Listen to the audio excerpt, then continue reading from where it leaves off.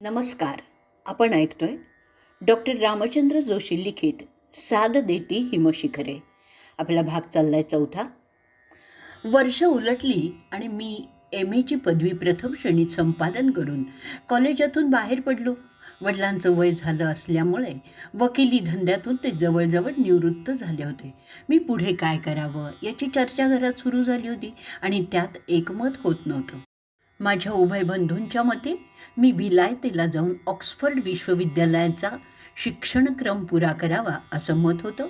तर वडील म्हणत होते माधवाने काय करायचं ते त्याचं त्यांनी ठरवावं. आणि आई म्हणे माधवने काहीही ठरवलं तरी मला त्यात आनंदच आहे. मी मात्र अजून काहीच ठरवलं नव्हतं, कारण माझा निश्चयच होत नव्हता.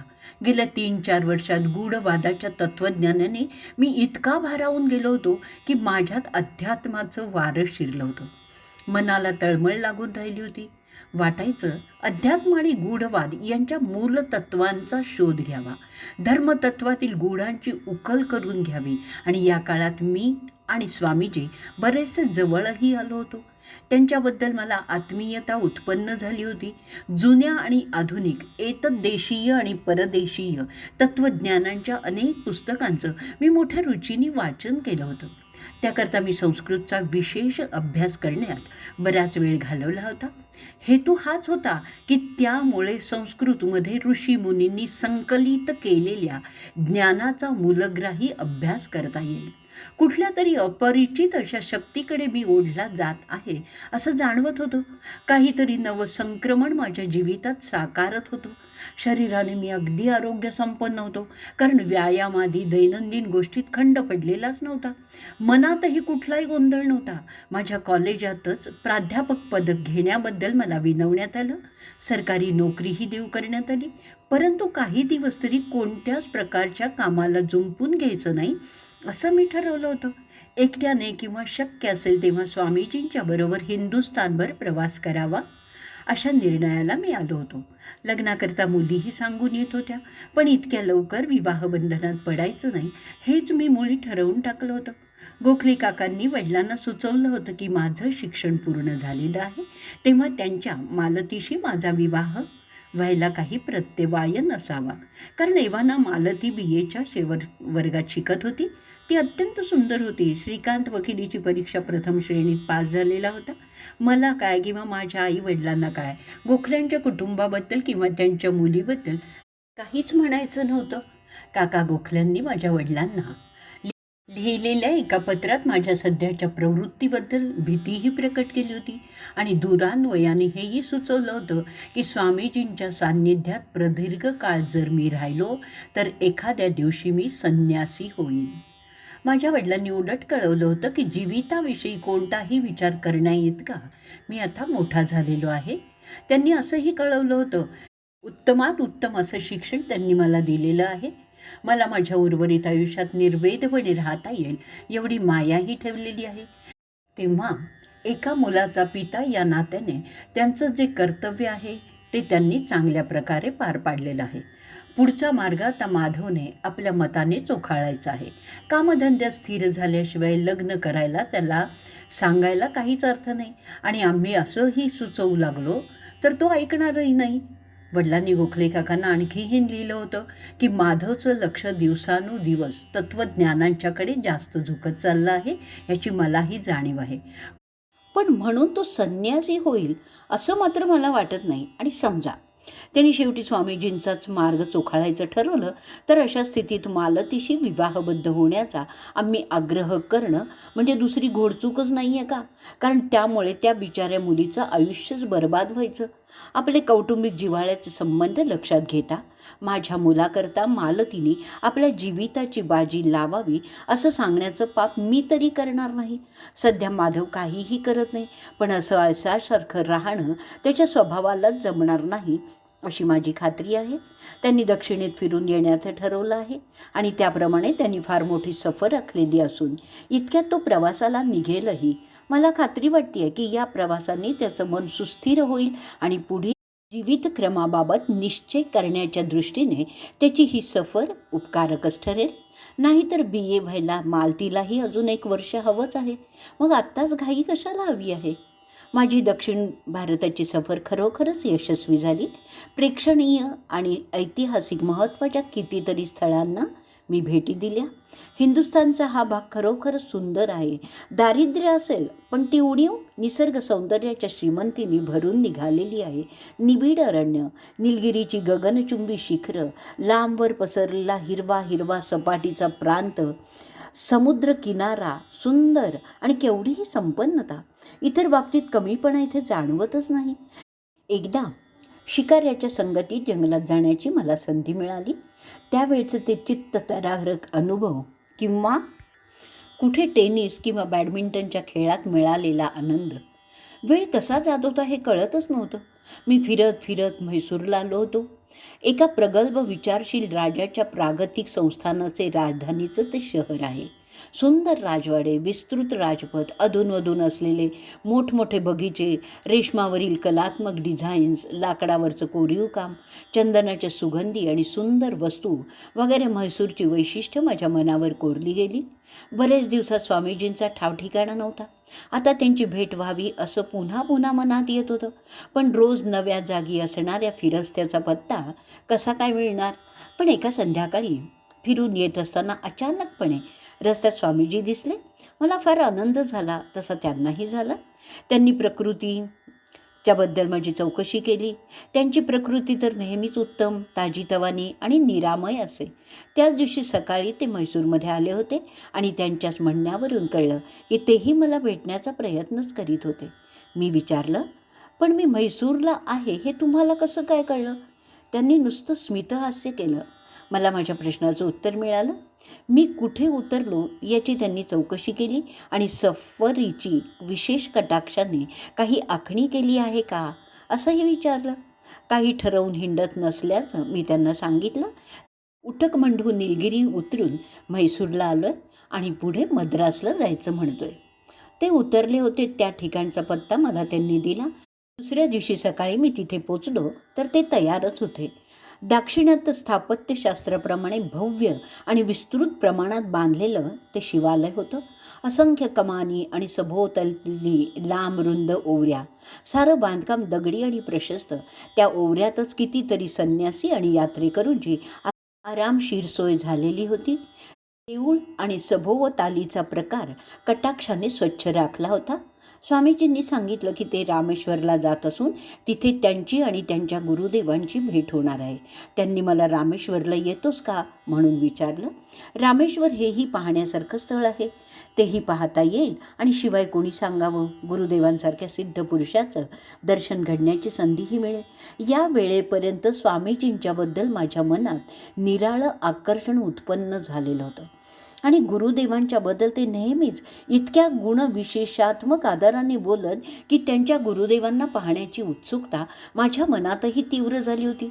तेव्हा आल्या संधीचा फायदा घेण्याचं मी ठरवलं आणि स्वामीजींच्या सत्संगतीतच रामेश्वर करून परतीच्या प्रवासात मद्रास पाहता येईल असा विचार केला. स्वामीजी 1-2 दिवस म्हैसूरला राहून नंतर रामेश्वरला जाणार होते. त्या 2ही दिवसात मी स्वामीजींच्या बरोबर निरनिराळ्या ठिकाणांना भेटी दिल्या. त्यांच्या ओळखीच्या अनेक लोकांना भेटलो. स्वामीजीही विशेष खुशीत होते. त्यांनी गुरुदेवांबद्दल कितीतरी मनोरंजक गोष्टी मला सांगितल्या आणि त्यावरूनच स्वामीजींचं गुरुप्रेम किती प्रगाढ आणि आदर किती सखोल आहे याचीच मला प्रचिती आली. त्यांच्या गुरूंना मी भेटावं अशी स्वामीजींची तीव्र इच्छा असावी असंही स्पष्ट दिसत होतं. मला मात्र राहून राहून हेच आश्चर्य वाटत होतं की स्वामीजींसारखा सुविद्य, आधुनिक शिक्षण घेतलेला, बुद्धीने अत्यंत प्रखर असलेला मनुष्य गुरु म्हणून एखाद्या मनुष्याला जवळजवळ देवपण देण्या इतका हुरळून जातो तरी कसा. माझं आध्यात्मिक आणि अधिभौतिक तत्त्वज्ञानविषयक वाचन या वेळेपर्यंत कितीतरी वाढलं होतं, पण एखाद्या व्यक्तीला गुरुपद देण्याइतकी मनाची तयारी काही झालेली नव्हती आणि याबाबत मी स्वामीजींशी अनेकदा वाद घातला. परंतु प्रत्येक वेळी ते एवढंच म्हणत की स्वतः याबाबत अनुभव घे आणि मग तुझी मतं काय मांडायची ती मांड, जरा धीर धर. मला नेहमीच वाटायचं की ही निव्वळ अंधभक्ती आहे. सुदैवाने किंवा दुर्दैवाने ती तेवढी माझ्याजवळ नाही. मला हे कबूल करायलाच हवं आहे. स्वामीजी माझ्याशी बोलताना प्रत्येक मुद्दा पौरात्य आणि पाश्चिमात्य दार्शनिकांची त्याबाबत मतं, त्यांचा स्वतःचा अनुभव यांच्या संदर्भात अतिशय बुद्धिगम्य विचारसरणीने मांडित असत. पण त्याने मती उंग झाली तरी मनाला ते मात्र पटत नसे. माझ्या मनाची ही धारणा स्वामीजींना ज्ञात असावी, कारण ते नेहमी म्हणायचे की माणसाने पुस्तकी ज्ञानाच्या आहारी जाऊन इतरांच्या मताचा पुरस्कार करून आपली मतं बनवू नयेत. आपल्या अनुभवावर नेहमी भर असावा. आणि त्यामुळे माझी धारणा काय आहे याबद्दल स्वामीजींनी कधीच फिकीर केली नाही. स्वामीजींचं म्हैसूरमधलं काम संपलं आणि आम्ही रामेश्वराकडे कूच केलं. प्रवासात स्वामीजींनी आपल्या जीवनातल्या कितीतरी घटना सांगितल्या. त्या जितक्या चित्तवेधक तितक्याच प्रगल्भ होत्या. स्वामीजींच्या सांगण्याची हातोटी ही विलक्षण मनोवेधक होती. त्यामुळे हा सहप्रवास मोठा मजेशीर झाला. त्यांनी साऱ्या भारतभर अथक प्रवासच केला होता. कितीतरी वेळा कितीतरी प्रांतातून ते फिरले असतील. त्यामुळे की काय त्यांना कितीतरी भाषाही अस्खलितपणे बोलता येत होत्या.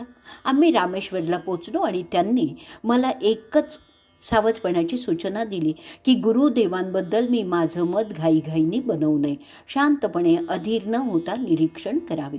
रामेश्वराला मी एका ब्राह्मणाच्या घरी उतरलो होतो. तो स्वामीजींच्या परिचयाचा होता. इतकंच नाही तर नंतर आढळलं की रामेश्वरला स्वामी बहुजनांच्या परिचयाचे होते. जवळजवळ सर्व जणांच्या यजमानांच्याकडे चौकशी करता कळलं की गुरुदेव तोपर्यंत आलेले नव्हते. पण ते केव्हा येतील याहीबद्दल काही अटकळ करता येत नव्हती. हे ऐकून माझी जरा निराशाच झाली. परंतु स्वामीजींना त्याबद्दल काहीच वाटल्यासारखं दिसलं नाही. ते म्हणाले, गुरुदेव नक्की येणार. त्यांना भेटायला आपण फक्त सन्मुख असायला हवं. समुद्र स्नान करून देवदर्शनाला गेलो. दक्षिणेत मी प्रथमच येत असल्यामुळे इतकं विस्तृत आणि प्रचंड देवालय पाहण्याचा मला कधीच योग आला नव्हता. आणि आज कितीतरी शतकं ही भव्य वास्तू उभी आहे. हजारो माणसं त्या प्रकारात सहज सामावून जातील. सर्व इमलाच इतका सुंदर आणि त्यातही आजतागायत सर्व देवस्थानं उत्तम स्थितीत राखलेली आहेत. आणि नंतर मला कळलं की हे अतिश्रीमंत देवस्थान आहे. राजा महाराजांच्याकडून करोडो रुपयांच्या देणग्या हिंदुस्थानच्या कान्याकोपऱ्यातून या देवालयाला येतात. हजारो यात्रेकरी रामेश्वरला अभिवादन करण्याकरिता सर्व हिंदुस्थानातून इथे रोज येत असतात. त्यांचं पारमार्थिक आकर्षण अजूनही आहे तसंच आहे. स्वामीजींनी मला देऊळभर हिंडवलं, प्रत्येक महत्त्वाची गोष्ट दाखवली आणि ती महत्त्वाची का आहे हेही समजून सांगितलं. आम्ही तो दिवस मऊ मऊ वाळूत समुद्रकाठी घालवला. ब्रह्मसूत्रावर श्रीमद शंकराचार्यांनी लिहिलेल्या शांकर भाष्य या टीकाग्रंथातील वेचक छेदकांचा अर्थ स्वामीजींनी मला रात्री समजावून सांगितला. मी ती टीका तत्पूर्वी वाचलेली होती, परंतु स्वामीजींनी ज्या तऱ्हेने विषय समजावून सांगितला सहजतेने त्याचं निरूपण केलं, ज्या दृष्टिकोनातून अर्थाची उकल करून दिली, त्यात प्रतीत होणारी विद्वत्ता आणि प्रगाढ अभ्यास अपूर्व होता. आचार्यांनी मांडलेले वेगवेगळे सिद्धांत आणि त्यावर रूढ असलेल्या टीका प्रतिटीका यांचीही स्वामीजींनी ओळख करून दिली. ब्रह्मसूत्रावर आचार्यांच्या पूर्वी आणि आचार्यांच्या काळी टीका प्रतिटीकांचा आणि मतमतांचा गलबला उठला होता आणि तेच कारण आचार्यांना शांकर भाष्य लिहिण्यास प्रवृत्त करतं झालं. स्वामीजींचे संस्कृत भाषेवरील प्रभुत्व निखालस आणि असामान्य. परंतु शंकराचार्यांनी कोणत्या परिस्थितीत ब्रह्मसूत्रावर आपलं भाष्य लिहिलं आहे याची मूलग्राही चिकित्सा स्वामीजींनी केली आणि त्यावरूनच मला त्यांच्या बुद्धीचं राहून राहून आश्चर्य वाटलं. तत्त्वज्ञानावरील स्वामीजींचं प्रवचन म्हणजे खरोखरच बौद्धिक मेजवानीच होती.